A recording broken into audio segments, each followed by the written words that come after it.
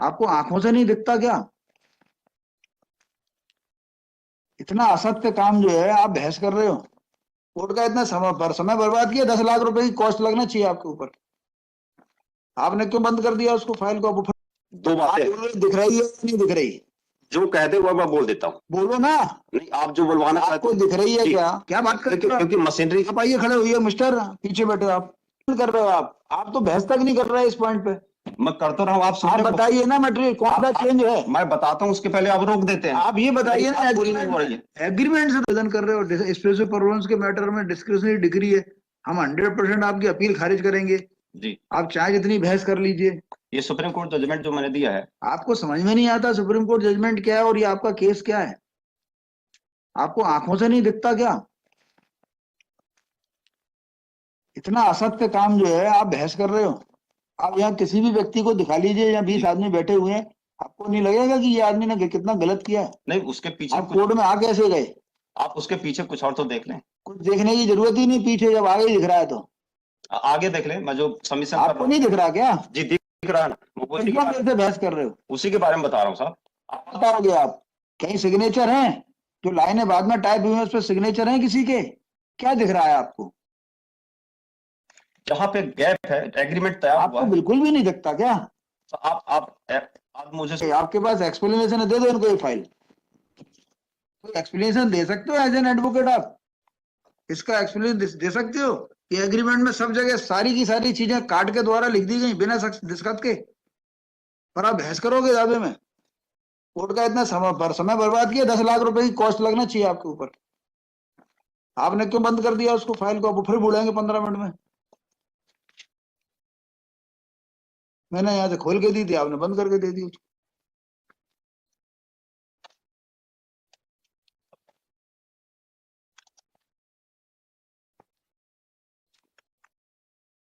जहां जहां रखवा लिखा है वहां कुछ काट पीट दिख रही है आपको? मुंह से बोलिए जोर से, इस पे आइए माइक पे जी बोलो, काट पीट दिख रही है जहां रखवा लिखा है वहां? दो बातें दिख रही है नहीं दिख रही? जो कहते वो मैं बोल देता हूँ। बोलो ना। नहीं, आप जो बुलवाना आपको दिख रही है क्या? काट पीट दिख रही है क्या? हर जगह दिख रही है कि नहीं दिख रही? जहां जहां ये रकबा लिखा है वहां जी रकबा में खाली जगह भरा गया है। खाली जगह भरा गया है वो अलग मैटर है। पहले जो लिखा था उसको काट के दूसरा लिखा गया है कि लिखा है? पहले ये बताओ। काट के दूसरी जगह लिखा है। दोनों जगह लिखा है कि एक जगह लिखा है? दो जगह लिखा है। उसके बाद जो 2 लाइनें टाइप है वो दूसरी स्याही से टाइप है? ये नहीं कह सकते।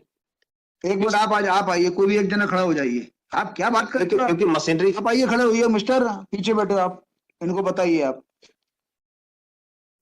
ये लाइट चाहिए। एक मिनट, ये बोलेंगे माइक पर, जोर से बोलिए, क्या दिख रहा है आपको?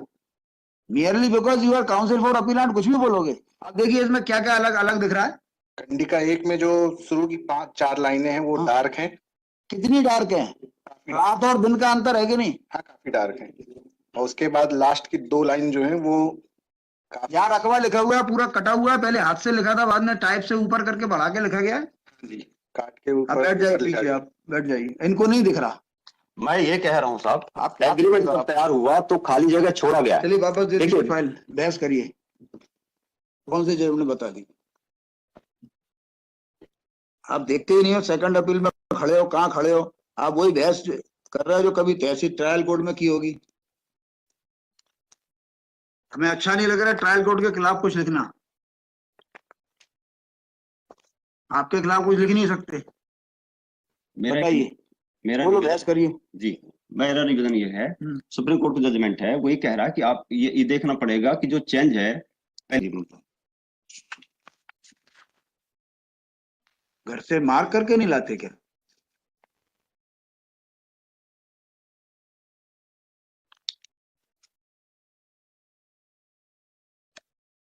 क्या बताओगे आप? पैरा रहने दो, हम देख लेंगे। जस्ट वेस्ट ये है पैरा नंबर 12, पढ़िए। ये काट छाट का पैराग्राफ नहीं है इसमें, मैं वो बता देता हूँ। काट छाट वाला पैराग्राफ कहाँ है? काट छाट ही वाला है ये। पढ़ दीजिए फ्रॉम से देखिएगा नीचे। हाँ, पैरा नंबर 12 से नीचे फ्रॉम से। हाँ। From the observation of the lower appellate court, the High Court inferred that the case of the appellant, that alteration has been made by the convenators in the agreement of the cell exhibit 12 for introducing Ram Sarup and Mool Chand, two dependent person, as a marginal witness of the said agreement. The High Court took the view that the interpolation for introducing the two independent marginal witness in the agreement cell was made so as to give authenticity to the said agreement of the cell. Then the High Court considered the question whether the interpolation made in the documents was material alternation or not. The High Court took a note of the decision of this court in the case of MS Aniruddham, which was cited by the learned counsel for the appellant before the court, and the case of Kalina. कुछ भी है ठीक है, कोई गलत नहीं है agreement में। हाई कोर्ट ने कहा ये गलत है, इसलिए सुप्रीम कोर्ट ने कहा कि हाई कोर्ट जो है सेकंड अपील ऐसा नहीं कर सकता था। नहीं, ऐसा नहीं, सुप्रीम कोर्ट ने ये माना कि जो चेंज है ये देखना पड़ेगा कि वो मटेरियल चेंज है कि नहीं है। तो मटेरियल चेंज नहीं दिख रहा, आपको इसमें मटेरियल चेंज नहीं दिख रहा। This is not material change. मैं यही तो, what is material change? Material change है या आपके कंसिडरेशन अमाउंट में चेंज कर दिया जाए, आपके डेट में चेंज कर दिया जाए, इसमें वो जो जमीन में चेंज कर दिया जाए। जमीन में चेंज नहीं है, मैं वही तो निवेदन कर रहा हूँ। कहाँ करो ना निवेदन, थोड़ा सा मतलब कहाँ निवेदन कर रहे हो आप तो बहस तक नहीं कर रहे इस पॉइंट पे। मैं करता रहा हूँ, आप बताइए ना मटेरियल कौन सा चेंज है। मैं बताता हूँ, उसके पहले आप रोक देते हैं। आप ये बताइए ना, एग्रीमेंट से तो बताइए। मैं एग्रीमेंट से ही बता रहा हूँ साहब। बताइए क्या मटेरियल चेंज नहीं है जी, क्या था, क्या कर दिया, ये तो बताइए। हाँ बताइए। फॉर अ मोमेंट आप ये भूल जाएं कि इसमें कोई इंटरपोलेशन। मैं क्यों भूल जाऊं? एक एग्जांपल दे रहा हूँ, ठीक है, नहीं भूल सकता जी। आप ये नहीं कह सकते कि फॉर ए मोमेंट आप आंख बंद कर लो।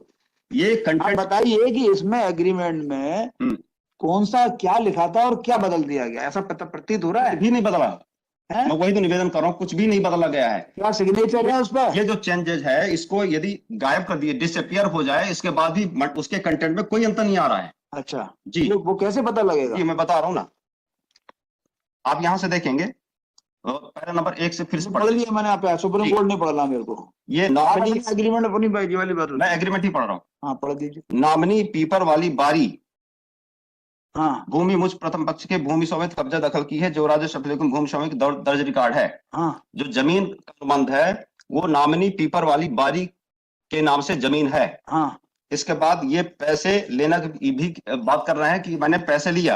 आप थोड़ा सा देखेंगे जो खसरा नंबर जहां पे आपने बताया कि खाली जगह था उसको बाद में भरा गया 220/2 0.4।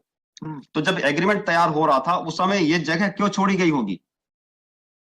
ये इसलिए छोड़ी गई या तो ये बात है, मैं केस से हट के बात कर रहा हूँ, या तो ये हो सकता है गांव की पोजीशन में कि इसको याद नहीं रहा होगा, रीड पुस्तिका या डॉक्यूमेंट्स मंगाने के बाद उसने फिर सामने बैठ के और दूसरी टाइपिंग मशीन से इसने टाइप करवाई होगी। अदरवाइज ये गैप नहीं छोड़ी जाती।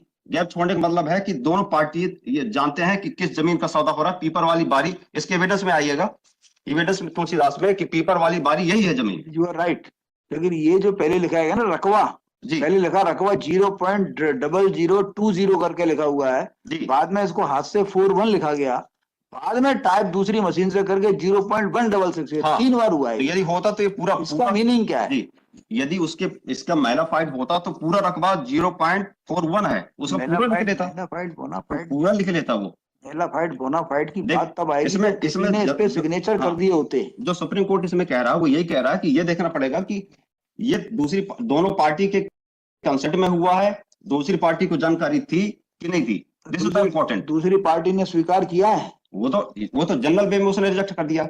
देखिए ये एग्रीमेंट को उसने जनरली रिजेक्ट किया कि मैंने नहीं किया, साथ में प्रस्तुत स्टाम्प से कम होती थी। सेकंड अपील में reappreciation of evidence is not permissible.